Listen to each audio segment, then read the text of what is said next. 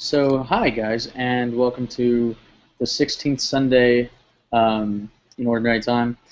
Today we're going to be talking about the readings for this coming Sunday, and they revolve around the Gospels, where Jesus gives us a look at he gives us certain parables regarding the kingdom of heaven and what it's like. So the two first readings, the Old Testament reading and the second reading, are pretty short. So I think I'd like to read those. Here, and you can follow along if you would like. The first one is from Wisdom, chapter 12, and it says, "There is no God besides you who have the care of all, that you need to show you have not unjustly condemned. For your might is the source of justice. Your mastery over all things makes you lenient to all. For you show your might when the perfection of your power is disbelieved, and in those who know you, you rebuke temerity. But though you are master of might, you judge with clemency, and with much lenience you govern us. For power, whenever you will, attends you, and you taught your people by these deeds, that those who are just must be kind. And you gave your children good ground for hope, that you would permit repentance for their sins." That's the first reading. And as we read those, just have something to keep in mind. I guess the first question could be, how do we see the kingdom of heaven as we're reading this? How do we see the kingdom of heaven, whether that be, heaven, the afterlife, or, our world here? How do we see that? The second reading is from Romans. We're just continuing the book of Romans, and very short again. "Brothers and sisters, the Spirit comes to the aid of our weakness. For we do not know how to pray as we ought, but the Spirit himself intercedes with inexpressible groanings. And the one who searches hearts knows what is the intention of the Spirit, because he intercedes for the holy ones, according to God's will." All right, and then the gospel is actually kind of long, but it's really, really kind of important. So I'm going to go ahead and read that. And again, just that question: Jesus is going to kind of like give his own parables on the kingdom of heaven, but keep in mind this was written a couple thousand years ago, and like the culture's changed, and our culture certainly has changed. Our society is different. So as we're hearing these words written a long time ago for the people of that time, how does it translate, and how do we see the kingdom of heaven in our own lives? Hi, Mika. From the Gospel of Matthew, Jesus proposed another parable to the crowds, saying, "The kingdom of heaven may be likened to a man who, while everyone was asleep, his enemy came and sowed weeds all through the wheat, and then went off. The crop grew and bore fruit. The wheat appeared as well. The slaves of the householder came to him and said, 'Master, did you not sow good seed in your field? Where have the weeds come from?' He answered, 'An enemy has done this.' His slave said to him, 'Do you want us to go and pull them up?' He replied, 'No. If you pull up the weeds, you might uproot the wheat along with them. Let them grow together until harvest. Then at harvest time I will say to the harvesters, first collect the weeds and tie them in bundles for burning, but gather the wheat into my barn.' He proposed another parable to them. 'The kingdom of heaven is like a mustard seed that a person took and sowed in a field. It is the smallest of all seeds, yet when full grown it is the largest of plants. It becomes a large bush, and the birds of the sky come and dwell in its branches.' He spoke to them another parable. 'The kingdom of heaven is like yeast that a woman took and mixed with 3 measures of wheat flour until the whole batch was leavened.' All these things Jesus spoke to the crowds in parables. He spoke to them only in parables, to fulfill what had been said through the prophet. 'I will open my mouth in parables. I will announce what has lain hidden from the foundation of the world.' Then, dismissing the crowds, he went into the house.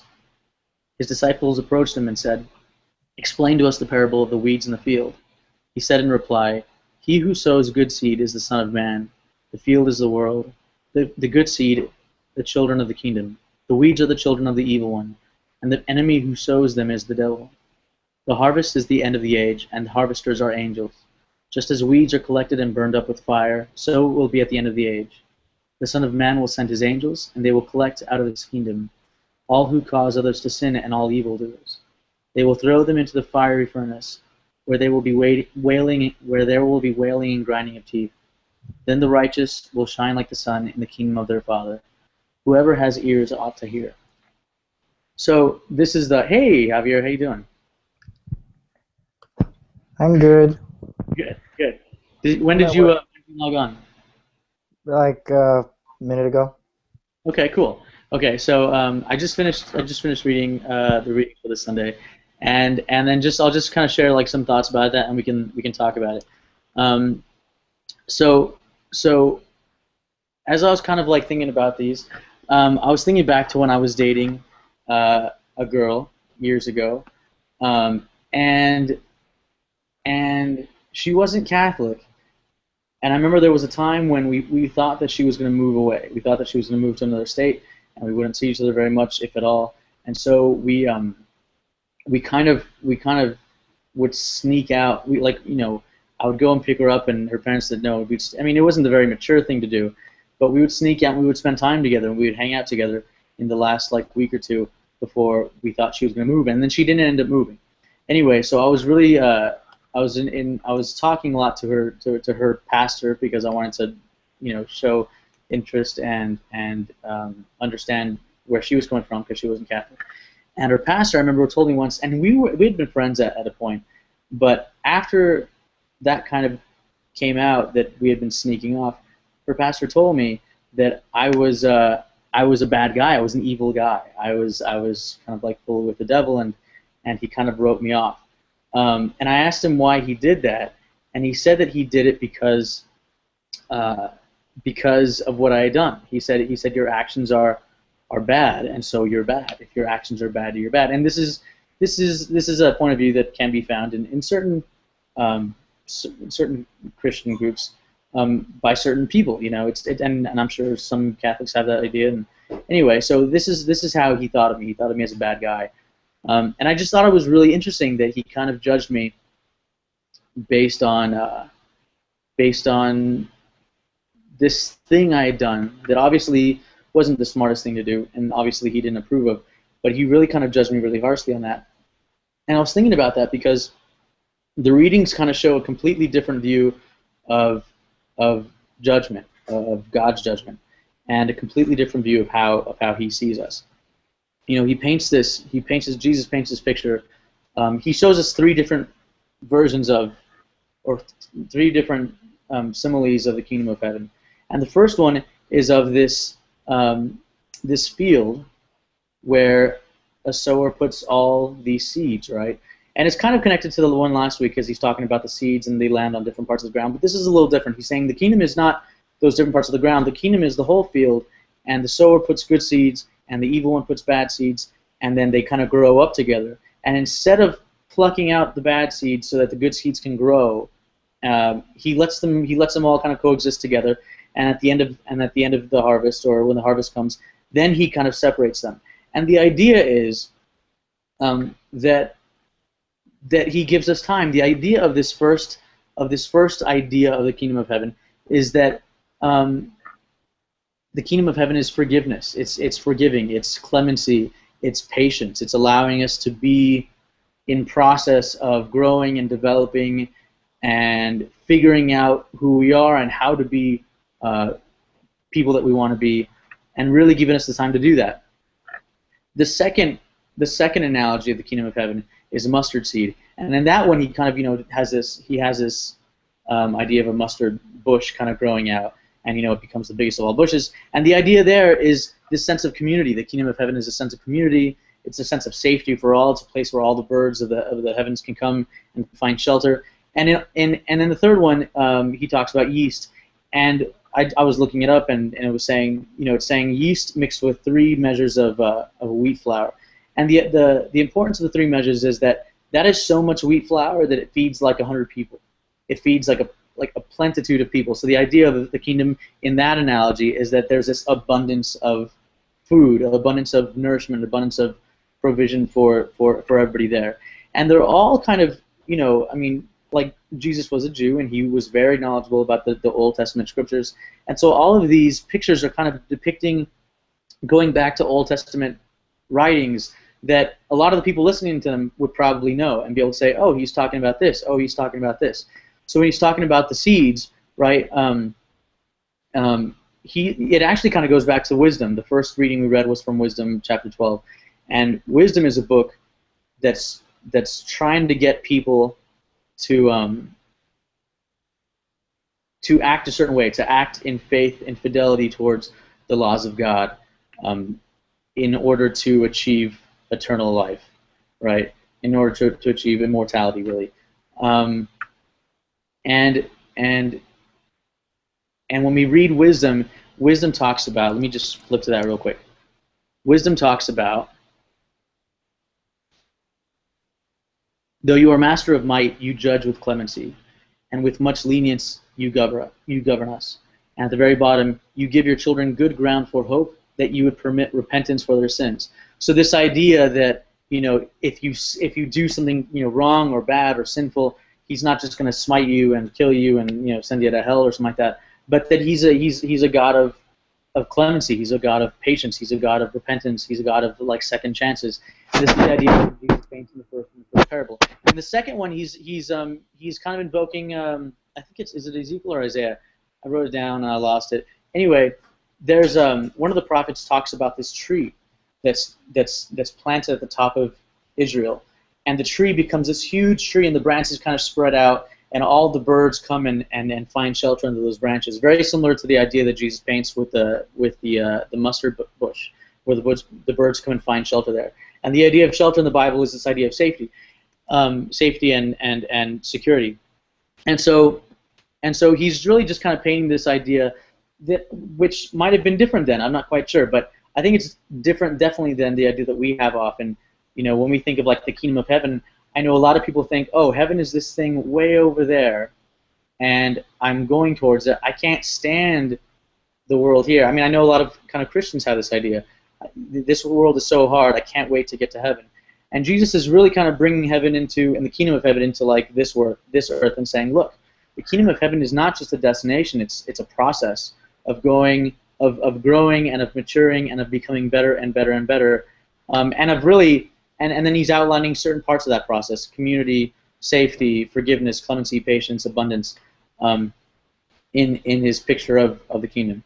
So my first question, I don't know if you heard it, my first question was, how do we see the kingdom of heaven? How do we see it in our lives? How does it make sense to us? And we can talk about that more in the discussion. But the second question would be, why should we care? What's the whole point of thinking about the kingdom? What's the point of doing better or of relating this to our lives? And I was thinking about a guy named David Allen, who is the author of life productivity books like Getting Things Done Faster. And he talks about, other people talk about this too, but him in particular talks about the idea of gravity, and that gravity is this force that holds all of us down, and that we can't really experience, or we can't really have a hold of gravity until we realize what being weightless is like. So no one really feels crushed by gravity because that's all we've ever experienced. And until you feel weightless and you're like, wait a second, gravity sucks. So it's this idea that I think personally, for me, as I kind of meditate on the kingdom of heaven and what it means and why I should care, because that was a really big question when I was looking at this. I was like, this is great, all these parables are nice, but why should I care? And I realized that I think the answer becomes a little more apparent to me the more I reflect on what it is, like what the kingdom is. I totally lost my train of thought right now. Hold on. I realize that when I'm doing things that lead me towards those pictures that Jesus paints, when I'm doing things that lead me towards community, towards forgiveness, towards patience, towards a life of abundance, not necessarily monetary abundance, but spiritual abundance and human abundance, then I'm truly happier. I'm actually very much happier. And I realize that it's times when I'm not living that way, then it becomes harder to actually do those things, and I really don't even care. And so we'll talk more, but the kind of the end thought I have in this is that, again, kind of like last week, I think it's detrimental to see us or see other people as either those weeds or the wheat, and say, hey, I'm wheat, those guys are weeds, I'm good, they're bad, we're a good people, they're evildoers. I think it's very, very helpful to see us as all kind of growing together. And at some points in our lives, in my life, I'm the wheat. Sometimes I'm the weeds. And when am I? When like as a real self-reflection daily, when am I wheat? When am I weeds? And what's the difference in that? Because then that's a constructive thing that we can use to become better personally and as a community. So what do you guys think about that? I don't know if that made a lot of sense. I felt like I was just talking, but go ahead.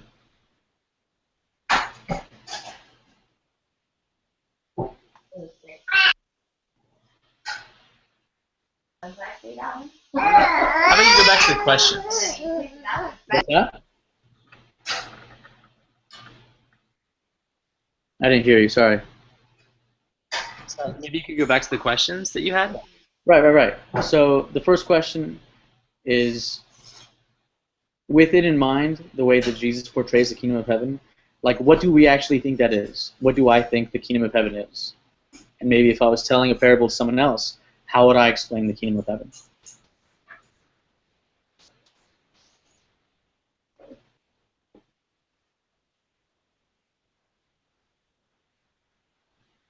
The second question is, why should we care? I think they're kind of related, but the second question is, why should we care? What does it mean, though? Like, why is that important? Why is this idea of the kingdom of heaven important to us? I will have to go very soon. I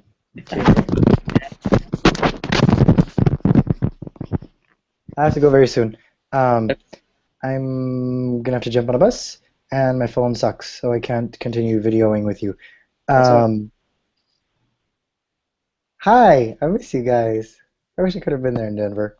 Oh well. Okay. I'm happy to have heard that parable again, and I'm happy to hear your overall sort of reinterpreting of many of them, because together they do, and I grasp what you were saying about how together it's about process versus whether you are essentially in the core of yourself good or bad, which I think gets a lot of people hung up in maybe evaluating themselves overly or criticizing themselves overly morally versus being about what they are doing in the moment, whether they will choose now to work for something or not, to work for something that they care about, that they love.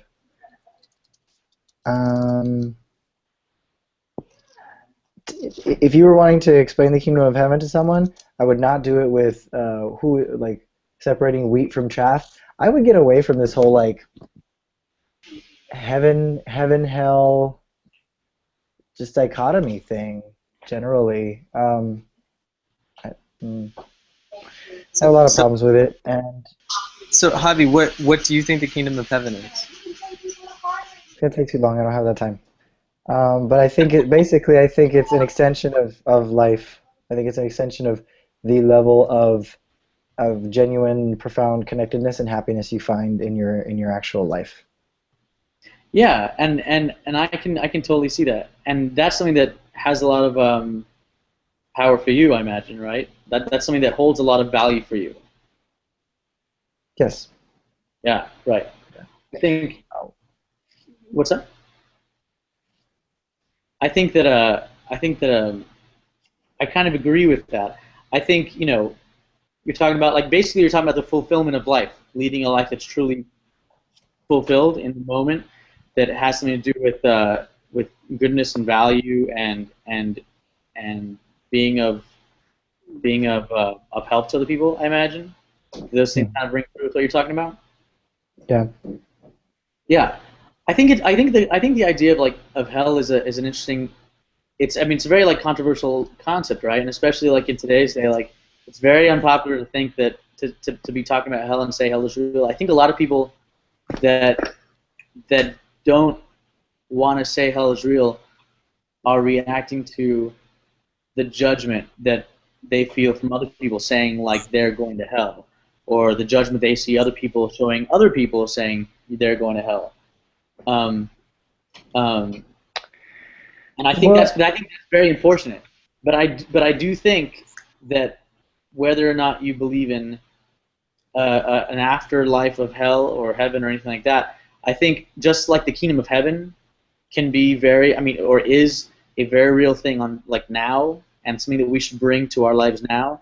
I think hell is also something that we can experience right now. I think so many people have like lived this life of hell, this hellish life of selfishness, of hatred, of self loathing, and I think people continue to live that. And I think that's part of, for me personally, I think that's part of my drive to kind of bring the kingdom of heaven to my own life, because I think not as a judgment thing on anybody else. I think I've experienced certain parts of hell in my own life, and it's a horrible thing. And if I can bring heaven to myself, I think that it's only a small step. Actually, I think it's the steps are tied, bringing it to myself and bringing it to other people. I think those two things are tied. For me, I think So I actually have to disconnect, and I want to hear, and I love you guys.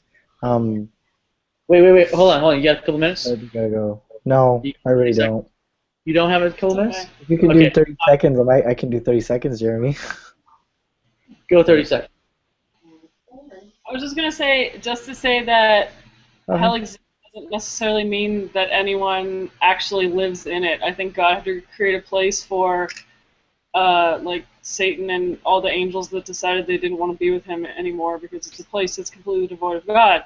But it doesn't necessarily mean that anyone's actually there. Like even people who assume, even people like Judas or even people who Hitler, like people like that. Like we have no idea where they really are. So I think that's kind of an important thought. Like just because it exists doesn't mean that anyone's there.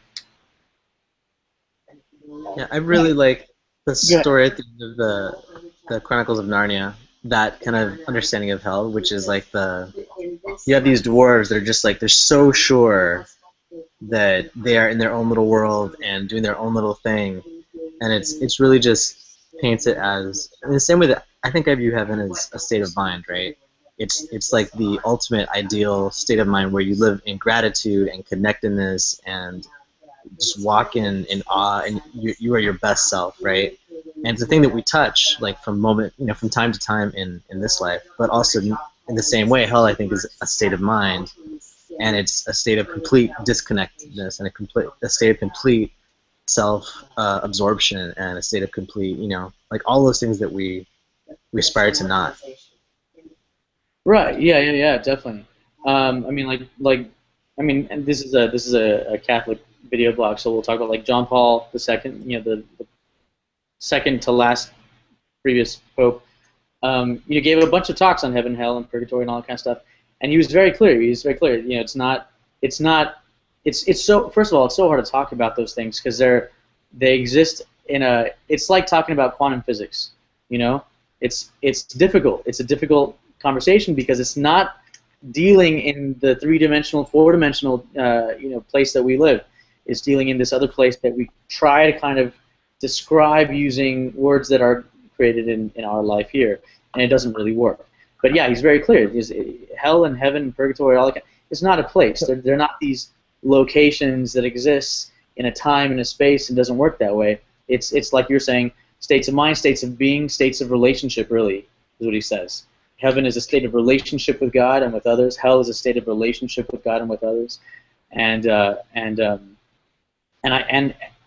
think it kind of, I think I like the idea personally that it's not like a checklist.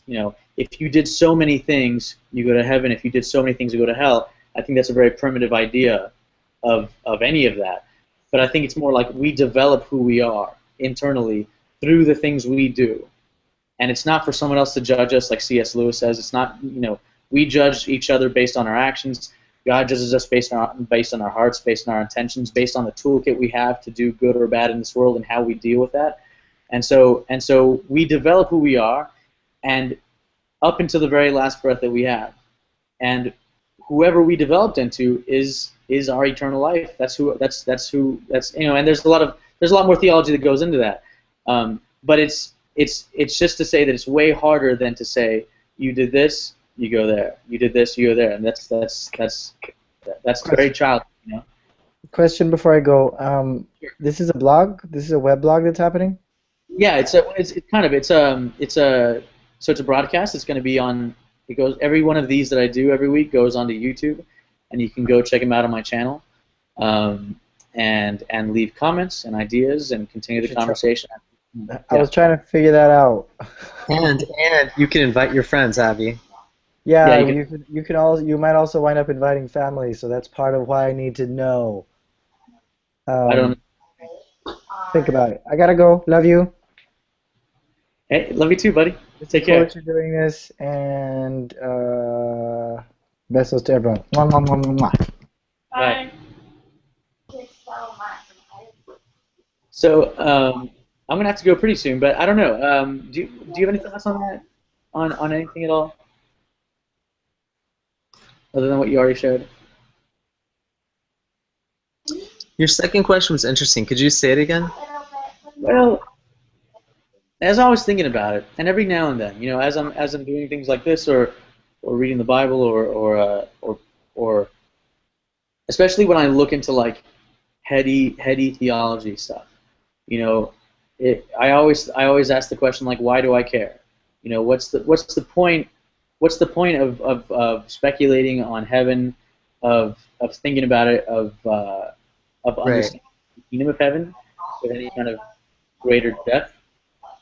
Right. So I never reach a negative viewpoint after that. But it's always an interesting question that keeps coming back. So I think the reason that was interesting to me, my idea of, I mean, probably Judaism too, but definitely all of Christianity, and specifically this like heaven and hell idea, right, is that it came out of us as a civilization being a lot less mature, right? Like it used to be like spare the rod, spoil the child. Like the way that you get results is by punishment and reward, right? And like as a new parent, like there's all this research that isn't that new, but it's within the last like 100 years for sure, they realize that that's totally wrong. That's actually like you will get results that way, but it's not. You won't get real results. You'll get short-term results and not like deep changing results, right? Like you should do good things because you love yourself and because you love God, not because you're afraid that God's going to throw you into heaven if you don't, right? But it just seems like that was a level of, at least in my head, that was a level of maturity of the church like 2,000 years ago and 1,000 years ago and maybe a few hundred, who knows, right? So I feel like the answer to that question is so that you'll be a good person for a lot of people for a long time, but it's not really an answer that feels like it serves most people that I know today. And so I wonder, like, I wonder if like the understanding that I have, right, that it's a state of mind, it's a very trendy understanding, and I wonder if I'm somehow like just getting caught up in like the fad of that, which is kind of like a new agey kind of thing. But it seems much more useful to me in my life, right? It seems like it's something that I can actually aspire to and reach for, a minute here or an hour there or a retreat here. It seems a lot more useful and a lot more motivational, to me. Right. Let's see. What is so if I was going to be like the kind of the proverbial 4-year-old and say why, like why does that work for you, or why do you want that state of mind? What does that state of mind do for you, or for anybody else really? I mean, I'm not challenging. I'm just. I mean, this is the question, right? Right. But I think because of the way that I define it these days, like I don't actually have a good answer. Like why heaven and hell? Like why talk about that aside from to give that state of mind a name so you can talk about it. But yeah, I don't know. Like it seems like these are, like honestly, they seem like concepts that came out of a different time and a different level of understanding that we're still using and explaining in a different way, but they mean something completely different than they used to. Or at least then they were commonly understood to for a very long time. I think we understand them in very different ways now. I don't know. I think the ultimate meaning, like when when I definitely when I talk to sometimes when I talk to other Christians about stuff like this, we don't agree on the meaning. I think when I go back though, or sometimes when I read like theological thoughts on this, I'm kind of like I don't know, that might be too heady for me, or maybe I think it's a little outdated or antiquated or whatever. But when I go back to the way Jesus talks about it, it never seems very different. It seems like it doesn't seem like he's like it's really outdated. I mean, the parables kind of, for that time, but he always says it's like this. It's kind of like this. He never says it's gonna be this way, or he never kind of defines it in a way that's limiting. He always kind of like illuminates one more part of it, like describing an elephant to a blind man, and you have to kind of like take your time because he has no idea what you're talking about, and so I always find that interesting because I never feel like and I wonder like if we were to if we were to really kind of meditate on the parables he talks about, what we come away with, and I think I don't know, I think my thought process kind of ends up being like this, am I being like, am I trying to be good because I'm afraid of hell? Okay, well I don't want to do that. Am I operating from a fear-based point of view? I don't want to do that. Well then what's why should I act a certain way then? And the only thing I keep coming to is what's my other option? Like it seems that everything I do leads. I think I mentioned this a couple of weeks ago. Everything I do either leads towards life or death, in whatever given situation. And everything that leads to death brings me down. It brings people around me down. It might actually lead to death, or it just leads to the death of that spirit in that moment.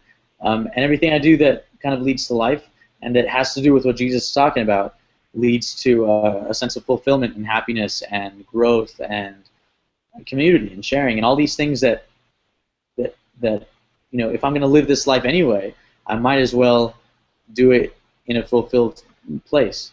So I mean, and even saying that doesn't really. I mean, I definitely wouldn't want to write a theological paper on that at the moment with those thoughts, but I think that's where I'm at the moment. If the two options I have are life or death, so life is the one I want to choose because death sucks. I guess that should be the title of the talk. The kingdom of heaven is important because death sucks. That could be the sum up of it for myself. I don't know, but if you don't have any more ideas, I will. I'll sign off and we can talk for a couple more minutes before I go. Yeah. All right. Cool. Thanks for joining us, and we'll see you next week.